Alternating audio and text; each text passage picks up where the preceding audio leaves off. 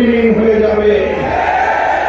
সংগ্রামী সাথী ও বন্ধুগণ, তাই আজ আমি স্পষ্ট ভাষায় বলতে চাই, বিগত 12ই ফেব্রুয়ারি গণভোটের মাধ্যমে বাংলাদেশের মানুষ নিরঙ্কুশভাবে সংবিধান সংস্কার করার যেই ম্যান্ডেট প্রদান করেছে, সেই ম্যান্ডেটের বিরুদ্ধে যদি বিএনপি অবস্থান গ্রহণ করে, আমরা স্পষ্ট ভাষায় বিএনপিকে লাল কার্ড দেখাবো।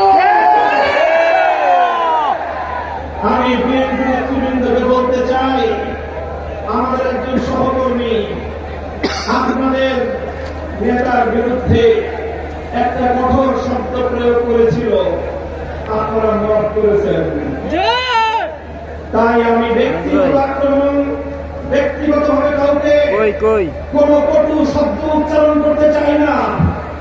তবে একটা কথা বলতে চাই, যে 12ই ফেব্রুয়ারি নির্বাচন হয়েছে, আপনারা যে 12ই ফেব্রুয়ারির গর্ভে জন্ম নিয়েছেন, সেই জন্ম নেওয়ার পরে এখন 12ই ফেব্রুয়ারিকে অস্বীকার করছেন, অর্থাৎ জন্ম নেওয়া সন্তান পিতা মাতার বিবাহকে অস্বীকার করছেন।